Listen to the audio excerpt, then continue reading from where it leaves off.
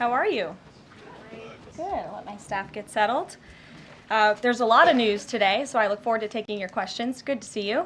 And I have some updates for you as well. Later today, President Trump will address the Business Roundtable's quarterly meeting, where he will tout his pro-growth economic agenda and answer questions before more than 100 of our nation's leading CEOs.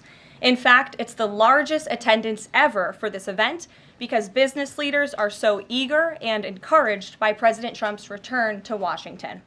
This follows President Trump's roundtable yesterday with the Technology CEO Council here at the White House, where he met with key leaders in the technology industry. And last night, President Trump also held an official swearing-in ceremony in the Oval Office for Sean Curran, who is now the 28th Director of the United States Secret Service. Sean demonstrated unbelievable bravery under gunfire in Butler, Pennsylvania this past July when an assassin tried to kill President Trump. As someone who got to know Sean personally throughout the campaign last year, I can say unequivocally that there is nobody better suited for this important role. And following the confirmation of Labor Secretary Lori Chavez DeRomer last night, the Senate has now confirmed 21 of President Trump's well-qualified cabinet-level nominees, far outpacing the previous administration. And looking ahead, tomorrow, the president will welcome the Taoiseach Micheál Martin of Ireland for the annual White House Shamrock ceremony. And Thursday, President Trump will welcome the NATO Secretary General for a working meeting and lunch. On the economy, February's jobs report was good news for America, particularly our manufacturing sector. The manufacturing sector gained 10,000 new jobs in just 1 month under President Trump. This rebound was led by the automobile sector, where we saw 9,000 new auto jobs created already. That is the most auto jobs added to the economy in 15 months. This was a complete turnaround from the Biden administration, where we were losing an average of 9,000 manufacturing jobs per month last year. Reuters is out with a report that a number of companies are now looking at expanding their presence or bringing their businesses into America because of President Trump's policies. And just moments ago, before coming out here, I saw another report by Reuters revealing that Merck has opened a $1 billion facility at its North Carolina site. This is just the latest pharmaceutical company to boost its U.S. manufacturing in lieu of President Trump's tariffs. This announcement follows Eli Lilly's plans to invest at least $27 billion to build 4 new manufacturing plants here in the United States. And Pfizer has also said it's considering moving their manufacturing overseas right here to the United States of America. As the president has said over and over again, when we purchase products made in the USA, the profits stay here, the revenue stays here, and most importantly, the jobs stay here. And despite the globalist mainstream media's attempts to worry consumers, President Trump will not repeat the trend of past American presidents who broke their promises to the American public and smiled while they stuck a knife in the back of American workers and shipped their jobs overseas. Our country has lost more than 5 million jobs in more than 90,000 factories due to devastating globalization over the last 3 decades alone. North Carolina lost 300,000 manufacturing jobs, including 60% of its furniture manufacturing jobs in the years following NAFTA. And in Michigan, globalist policies destroyed 250,000 jobs, including 40% of the auto industry, which again we know is clawing back because of President Trump's action already. These are harrowing statistics that represent countless towns and families who have been completely destroyed. But the America Last globalist era is ending under President Trump. He will no longer allow our country and our workers, our hard-working American families, to be ripped off. On another very important issue for the president, he continues to work hard to secure the border. If you missed it yesterday, CBP launched an enhanced home mobile app with a new feature, the Intent to Depart, which offers unlawfully present aliens or those aliens whose parole has been revoked an orderly and defined process to notify the U.S. government of their intent to depart the country. The CBP Home app strengthens our mission to secure the border and provides illegal aliens with a straightforward way to leave now before facing much harsher consequences later.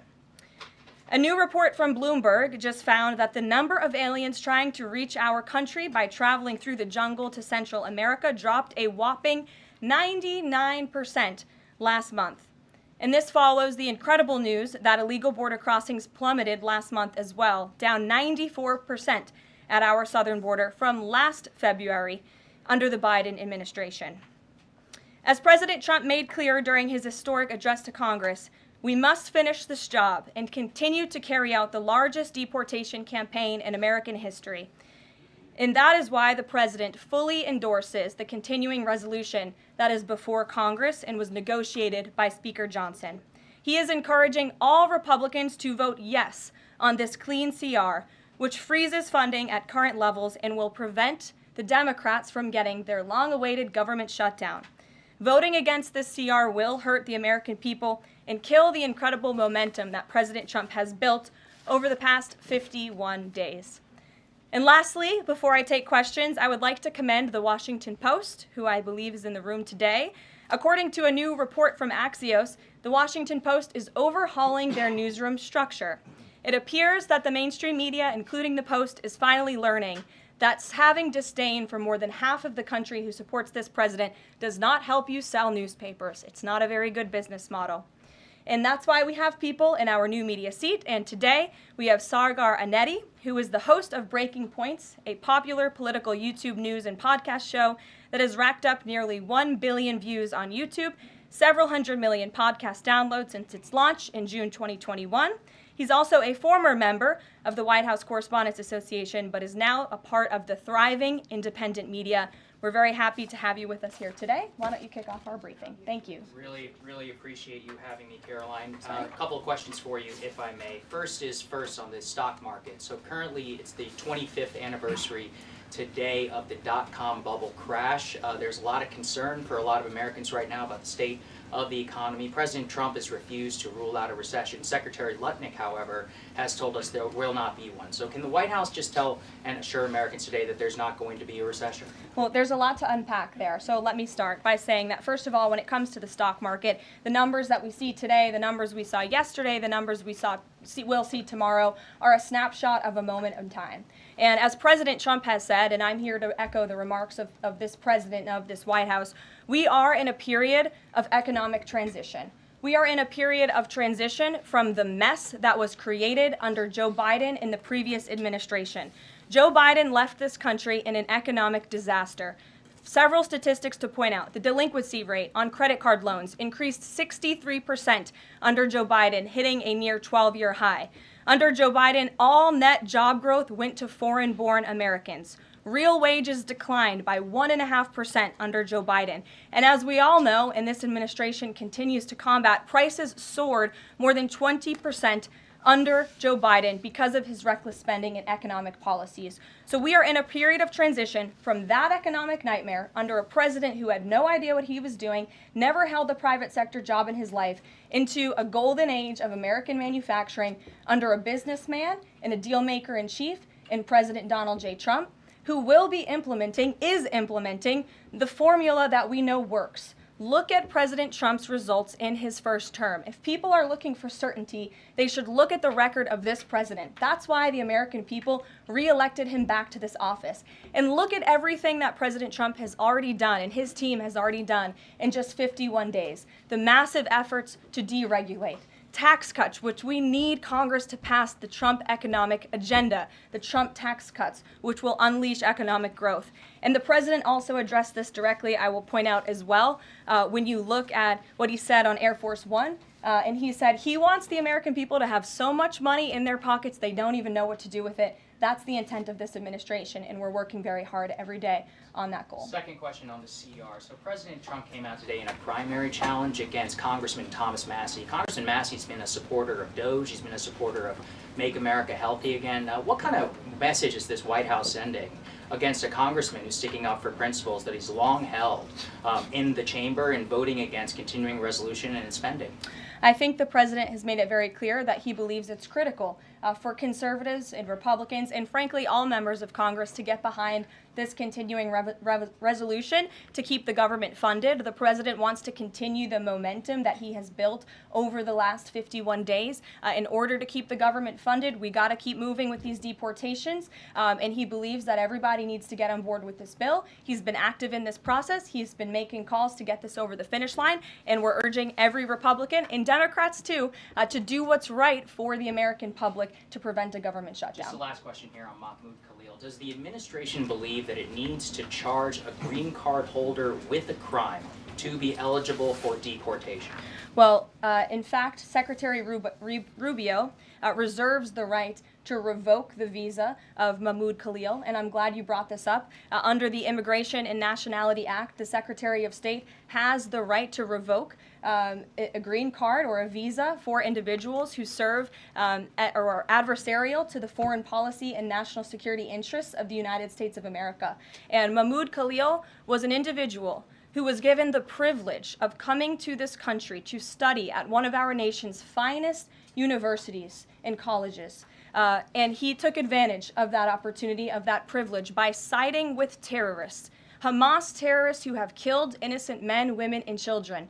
This is an individual who organized group protests that not only disrupted college campus classes and harassed Jewish American students and made them feel unsafe on their own college campus, but also distributed pro-Hamas propaganda, flyers with the logo of Hamas. That is what the behavior and activity that this individual engaged in. And I have those flyers on my desk. They were provided to me by the Department of Homeland Security. I thought about bringing them into this briefing room to share with all of you, but I didn't think it was worth the dignity of this room to bring that pro-Hamas propaganda. But that's what this individual distributed on the campus of Columbia University. And this administration is not going to tolerate individuals having the privilege of studying in our country and then siding with pro-terrorist organizations that have killed Americans. We have a zero-tolerance policy for siding with terrorists, period. Peter Ducey. Thank you, Caroline. So you said that the Dow dropping and dropping and dropping is a period of transition. You're sure nobody here at the White House shorted the Dow? No, I don't think so. Okay. But is there any concern here that it's going to be harder to ask certain federal workers to retire if they look at their retirement accounts and they're getting robbed every day? Well, I'm glad you brought up workers, because that's exactly who President Trump is looking out for with his America First trade policy and his America First economic agenda. And if you look at, there's great indication to be optimistic about where the economy stands. And the American people, investors, CEOs, small business owners, but most importantly workers, should bet on President Trump, because his tariff policies, what he envisions is reciprocity, fair trade practices where American workers are put first and are no longer ripped off by foreign countries all over this world. President Trump says he's going to buy a Tesla today. Did he buy it? And when is the last time he drove a car? That's a very good question. I have heard the president remark that he misses being able to drive, that luxury of driving his own vehicle, although the beast is nice, but he is going to be viewing a Tesla that is making its way to the White House complex now, I can confirm. Perhaps the press pool today will have an opportunity to witness this very exciting moment later this afternoon. But a Tesla is on its way here now, and we'll see if the president likes it when he checks it out. So they're bringing him a Tesla to look at, and if he likes it, he's just going to buy it. You know, he's intent on, he's definitely going to buy one, but he'll take a look at it when it gets here later this afternoon. Full retail? Yes, full market price. Kelly. Can we talk about Canada? What is the status of President Trump having a conversation with Mark Carney? We have seen the president use the term governor to refer to Justin Trudeau. Will that moniker also go to Mr. Carney going forward? And is the decision to increase the tariffs, is that based on a specific economic metric that he looked at? Is it impulse? How would you describe his reaction to candidates? The president has not yet spoken to Mr. Carney, not since I checked, which was just moments ago. But certainly his phone is always open to leaders who wish to speak with him. As for the tariffs, the president made his position on this quite clear with the statement that he put out. And it was a retaliatory statement due to the escalation of rhetoric that we've seen out of Ontario, Canada. The president saw the Premier, Doug Ford, make an egregious and insulting comment threatening to shut down electricity for the American people, for hardworking American families. He made that threat. The president saw that and has an obligation and a responsibility to respond accordingly and represent the interests of the American people. So he has made the decision to add a 25% tariff. So now steel and aluminum tariffs will come into effect tomorrow at the rate of 50%. And our steel and aluminum industries have actually applauded these tariffs because, again, they know it's going to grow their industry here. It's going to allow them to export more steel that is made right here in the United States with American workers. Egregious and insulting are your words here, but that's what many Canadian leaders have said about the actions President Trump has taken toward Canada. And what do you think the timeline is for speaking to Mr. Carney? Because normally a sitting president speaks to a close ally very quickly when there's new leadership. Well, the president is, again, responding to the fact that Canada has been ripping off the United States of America and hardworking Americans for decades. If you look at the rates of tariffs across the board that Canadians have been imposing on the American people and our workers here, it is egregious. In fact, I have a handy-dandy chart here that shows not just Canada, but the rate of tariffs across the board. If you look at Canada, since you brought it up, American cheese and butter, nearly 300% tariff. You look at India, 150% tariff on American alcohol. You think that's helping Kentucky bourbon be exported into India? I don't think so. 100% tariff on agricultural products from India. Look at Japan, tariffing rice, 700%. President Trump believes in reciprocity, and it is about dang time that we have a president who actually looks out for the interests of American businesses and workers. And all he's asking for at the end of the day are fair and balanced trade practices, and unfortunately, Canada has not been treating us very fairly at all over the past several decades. To the woman in the purple, because I saw you were making a face at my previous answer, so what's going on? Well, actually, I have a couple of questions. At the core of pro-Palestinian protests on college campuses and elsewhere is a demand to end the war in Gaza, a goal that this administration actually supports and has pursued. So why has this not been acknowledged or highlighted even? Because these colleges and these protests have again put out Hamas propaganda. The flyers that have been distributed call for violence. The flyers that have been distributed have the logo of an organization that has held Americans hostage, that murdered innocent babies, that murdered men, women, and children. They are a designated foreign terrorist organization, and we are not going to tolerate non-citizens, foreigners who come here on a visa engaging in such behavior, siding with terrorists. And the Secretary of State reserves the authority to revoke the green card or the visa of an individual who serves as an actually it says right here, reasonable grounds to believe that the alien's presence or activities in the United States would have potentially serious adverse foreign policy consequences to the United States. And I think siding with Hamas makes that quite clear. Secretary Rubio exercised that authority, and we fully believe that we are going to move forward with more arrests, as President Trump previewed in his statement yesterday. Ed, Yeah, thanks. Go ahead. So are there conversations between the administration and the Canadians going on over this tariff? Because the Ontario Premier says the next step is to cut off electricity to the U.S. And the president put out a statement after seeing those comments and said that it would be there would be grave consequences imposed on Canada if they think about shutting off electricity for the United States of America and our citizens. And the president is also determined to ensure that we are depending on American electricity, not the electricity production of foreign nations, including our allies in Canada. As for conversations, there is continued correspondence between the president's team, particularly Secretary Lutnick, and the Canadians as well. And in the market reaction, how do you sell to the American people then after they're looking at what's happening in the markets this week and say that the tariff policy long term is something good? Well, just think about what the tariff policy long-term will do for our country. I think many of us probably grew up in small towns. I know at least I did, and the main street in my small town looks a heck of a lot worse than it probably did decades ago before I was alive. At least my parents and grandparents tell me so. And I know many Americans feel that same way. What the president envisions for this country is for the United States of America to be a manufacturing superpower, where there are American factories and businesses owned by Americans, producing goods that we are exporting to the rest of the world. Those revenues will stay here. It will increase wages for people here in our great country. It will ensure our national security, and it will boost the morale of the American people to have thriving industries again. Think about Detroit, Michigan.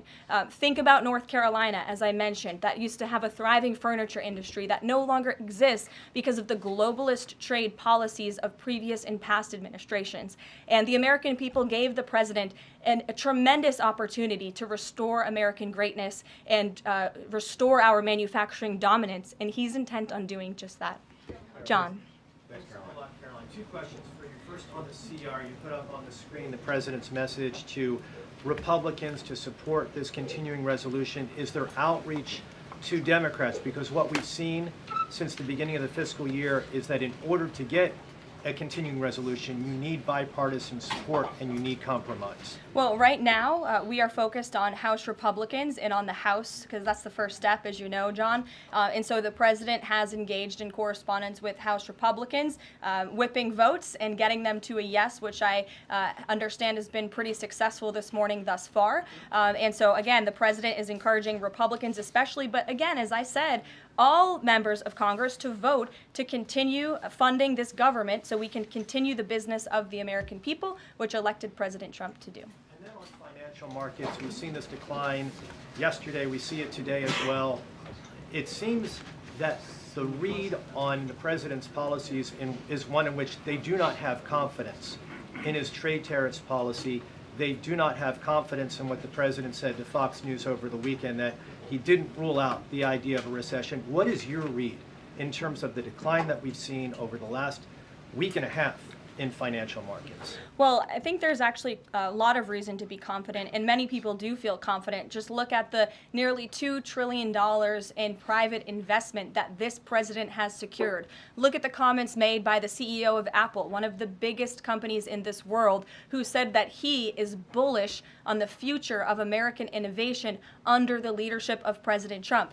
Look at CEO confidence. According to the Conference Board measure of CEO confidence, in Q1 2025, under the leadership of this president, it jumped to its highest level in 3 years, from cautious optimism to confident optimism.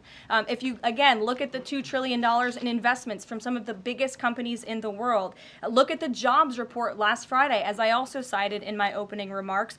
Fox Business reported that Trump sees a manufacturing boom in first full jobs report of his second term. Look at the auto jobs that have already poured back into America. We added 9,000 new auto jobs. Those are sticky jobs. Those are good paying jobs. That's 9,000 American families who will now be able to live the American dream because of the policies of this administration. You also look at small business optimism. The NFIB put out a report this morning. Small business optimism continues to be far higher than it ever was under the previous administration. There's a lot of reason to be optimistic. And again, the American people, CEOs and people on Wall Street and on Main Street should bet on this president. He is a deal maker, he is a businessman, and he's doing what's right for our country. He wants to restore wealth to the United States of America. Michael, good to see you. Hey, Caroline, thank you. Two questions, if I may. Will the administration be providing any relief to states affected by the Ontario power tariff? Well, the president has made it very clear that Canada would be very wise not to shut off electricity for the American people, and we hope that that does not happen. As for what would happen if that does take place, I'll leave it to the president to make those decisions. And does President Trump share the Justice Department's concern over rising egg prices and possible collusion of big egg? Well, we definitely We definitely do share the concerns of the American people when it comes to the price of eggs. However, good news, the average cost of a dozen eggs is actually down since Secretary Rollins and President Trump announced their plan. It's down $1.85. So that's good news on the cost of eggs. And as we know, under the Biden administration, egg prices went up 22%. This is another example of an economic mess that President Trump inherited, and the Secretary of Agriculture and the President are focused on fixing it. Secretary Rollins put out a 4-point plan, to address this crisis, and she has been honest and realistic with the American people, as this administration always is. It will take about 3 to 6 months to get the egg supply back to where it should be, but she's focused, and this administration is focused on doing that every day. Karen. Thanks, Caroline. Just back on the markets, you said that what we're seeing this week right now on Wall Street is a snapshot of a moment in time. But does the president think he bears any responsibility for the turmoil in the stock market this week? Look, the president is unwavering in his commitment to restore American manufacturing and global dominance, and I think he doubled down on that this morning with his new statement and the tariffs that will be implemented tomorrow on steel and aluminum. And he has said recently he's not looking at the market. He said you can't really watch the stock market, but all of the gains since Election Day have been erased in the S&P 500. At what point, how far do stocks have to fall before the president considers it a factor and changes course? Again, as I just said, the president will look out for Wall Street and for Main Street, just like he did in his first term, and people on Wall Street and Main Street should bet on this president. He's doing what's right for this country. Nick, good to see you. Good to see you too. Thank you, Caroline. So, is the president prepared, like what we saw with Congressman Massey, to pressure other Republican lawmakers into supporting this continuing resolution? Well, he is very much, as I said, engaged in this process. He's been making calls to lawmakers on Capitol Hill, and I think his statements against Congressman Massey speak for themselves, and I will let the president put out any additional statements if he chooses to, but he fully expects all House Republicans to vote for this continuing resolution. And just to follow up, can we start to anticipate seeing more of the president weighing in on upcoming 2026 races like we saw this morning? I'm not sure about that. I'm not even sure if I'm allowed to speak about that from this podium. I would check in with our outside political team for guidance on future races and the president's involvement. Elena. Thank you. I wanted to ask about some comments Elon Musk made yesterday. He said that there is $500 to $700 billion in waste and fraud and entitlement spending. He called it, quote, the big one to eliminate. Earlier this month, he also referred to Social Security as a Ponzi scheme. Should Americans expect changes, big changes, to Social Security and Medicare? President Trump has been unequivocally clear on this. He is going to protect Social Security and Medicare benefits and Medicaid for hardworking Americans who paid into these entitlement programs and deserve those hard-earned benefits. And unfortunately, the mainstream media has taken Mr. Musk out of context. I saw a Bloomberg headline that our team actually worked on getting updated and fixed because it was so wrong, and it took Mr. Musk out of context. What he was specifically referring to cutting was the waste and the fraud and abuse that does exist in these programs. According to an IG report from the Social Security Administration, there's more than $70 billion of fraud in the Social Security program alone that we know of. And so the president will continue to protect these programs for hardworking Americans, and actually cutting the waste, fraud, and abuse out of these programs will protect it for hardworking Americans. But Caroline, respectfully, he said around $500 to $700 billion. There was no evidence to claim that, and also if that is the case, that would represent more than a third of what Social Security paid out last year, maybe 20% of Social Security and Medicare. Again, if you read his full quote, he said, we think, so it's an estimate based on what he's seen. He's not saying definitively, he's saying that's what DOJ suspects and thinks. And that's exactly why DOJ was created, to ensure that we are investigating the fraudulent spending, the wasteful abuse across our federal government. And I would remind everybody in this room that 77% of the American people support this effort by Elon Musk and DOJ to identify such waste, fraud, and abuse. Caroline. Go ahead. Thanks, Caroline. You're welcome. If we could just step back for a second. When President Trump last addressed the BRT when he was on the campaign trail, his big push was on tax cuts. He's going there today as he's proposing tax hikes in the form of tariffs. Not and true. I'm curious He's not for doing why that. he's prioritizing that over the tax cuts. He's actually not implementing tax hikes. Tariffs are a tax hike on foreign countries that, again, have been ripping us off. Tariffs are a tax cut for the American people, and the president is a staunch advocate of tax cuts. As you know, he campaigned on no taxes on tips, no taxes on overtime, no taxes on Social Security benefits. He is committed to all three of those things, and he expects Congress to pass them later this year. I'm sorry, have you ever paid a tariff? Because I have.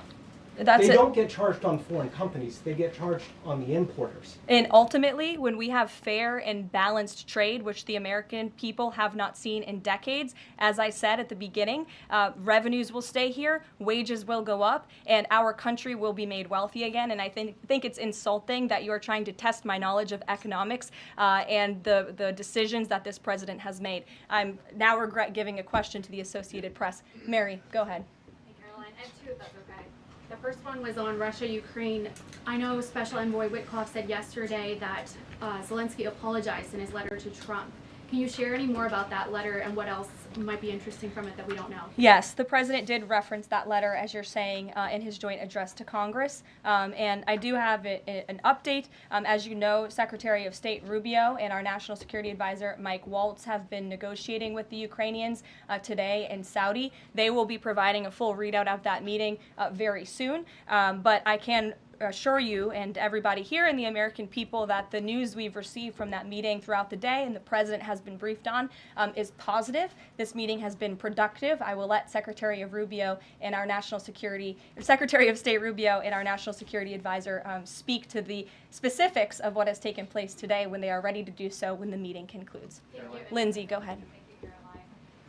Referring to Mahmoud Khalil, the president has said this is the first of many arrests like this. Does the administration have a rough estimate of how many arrests you're planning to make similar? I don't have an estimate. I do know that DHS, based on very good intel that they have gathered at the direction of the president's executive order, which made it very clear to the Department of Homeland Security that engaging, as I said, in anti-American, anti-Semitic, pro-Hamas protests will not be tolerated. So since the president signed that executive order and since Secretary of Known has taken the oath at DHS, they have been using intelligence to identify individuals on our nation's colleges and universities, on our college campuses, who have engaged in such behavior and activity, and especially illegal activity. And so I don't have a readout on how many arrests will come, but I do know that DHS is actively working on it.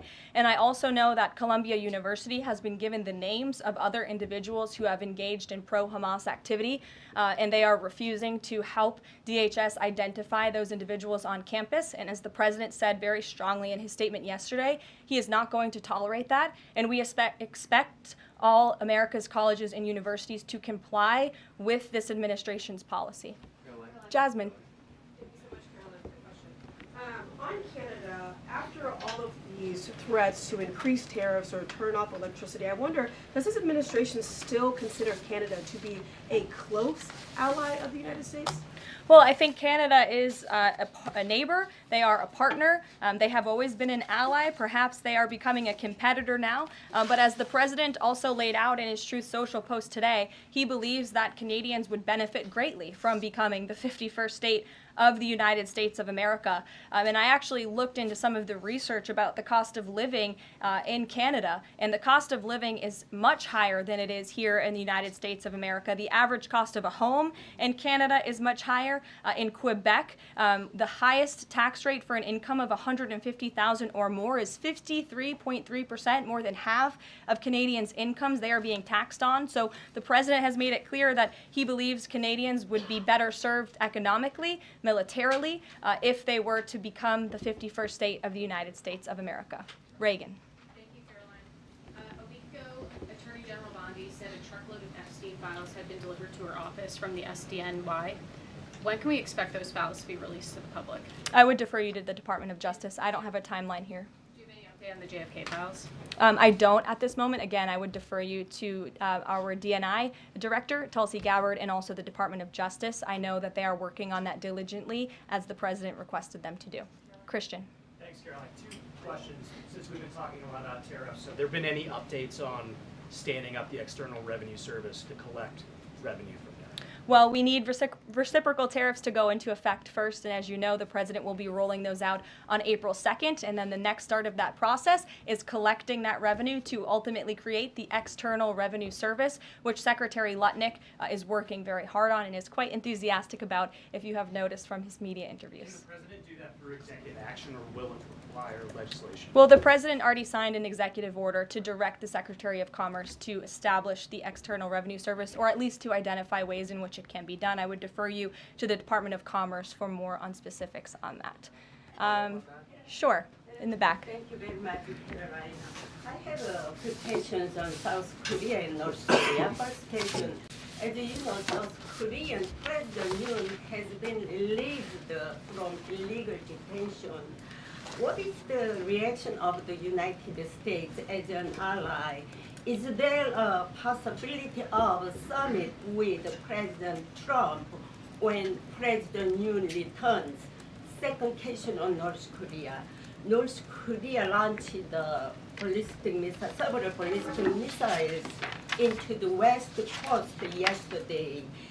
What is the White House's reaction on this? Sure. Yes, I'll start with your question on North Korea.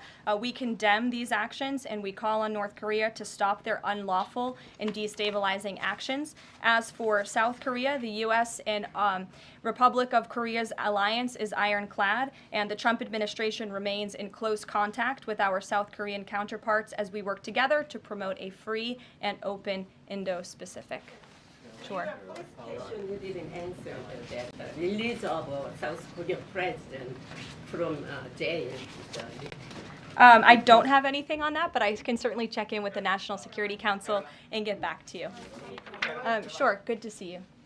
Press Secretary, many are concerned about the validity of President Biden's official actions and also his pardons of the possible criminal actions of individuals such as his family members and Liz Cheney, as information is emerging that many of his official actions were auto-signed, possibly even the pardons, and without his knowledge or consent.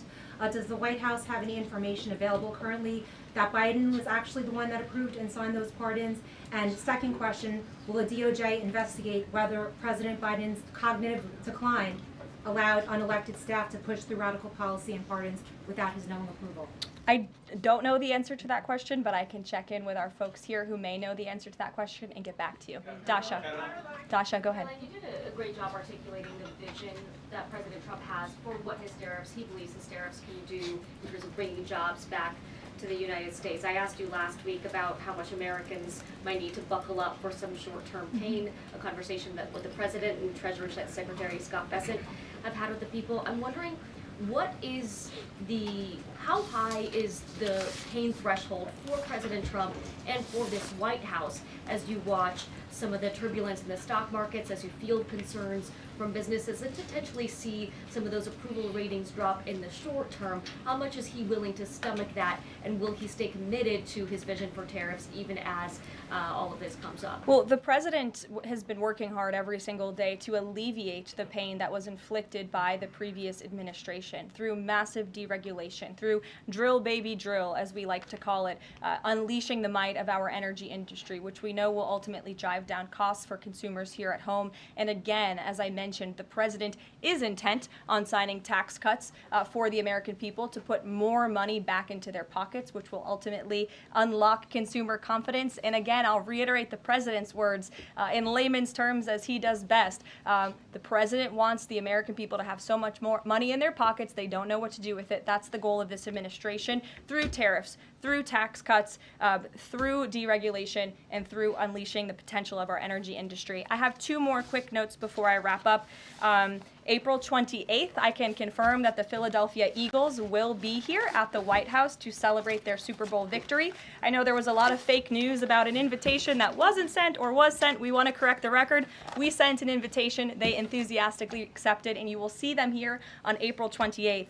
And lastly, on a sad note, I would like to express our condolences to Fox News and to the entire Fox family who did lose a cameraman, Craig Savage, who passed away at 61 years old recently. A very tragic death, an individual who was a great man and covered this building for many, many years. So the entire press office, the communications office here wants to express our condolences with his family and also with Fox News. And I'll see you guys later. Perhaps you'll see the president in a Tesla later this afternoon. Have a good one. Thanks.